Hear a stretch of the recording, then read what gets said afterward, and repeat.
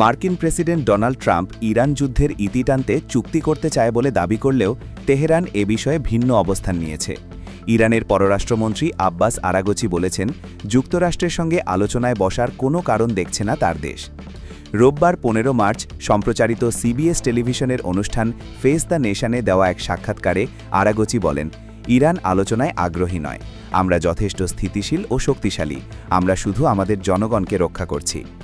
Araghchi আরও বলেন, আমরা বুঝতে পারছি না কেন আমাদের আমেরিকানদের সঙ্গে কথা বলা উচিত, কারণ আমরা যখন তাদের সঙ্গে আলোচনা করছিলাম তখনই তারা আমাদের উপর হামলা চালানোর সিদ্ধান্ত নিয়েছিল।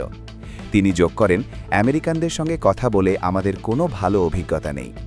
এর আগে শনিবার ১৪ মার্চ প্রেসিডেন্ট ট্রাম্প বলেছিলেন, ইরান যুদ্ধ শেষ করতে একটি চুক্তি করতে চায়, তবে বর্তমান শর্তে তিনি কোনো চুক্তি করতে প্রস্তুত নন বলে জানান, যদিও তিনি এ বিষয়ে বিস্তারিত কিছু বলেননি।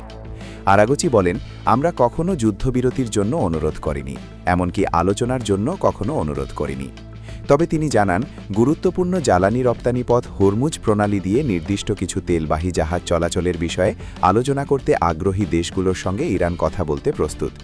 তিনি বলেন, আমি নির্দিষ্ট করে কোনো দেশের নাম বলতে পারছি না, তবে বেশ কয়েকটি দেশ আমাদের সঙ্গে যোগাযোগ করেছে, যারা তাদের জাহাজের নিরাপদ চলাচল নিশ্চিত করতে চায়।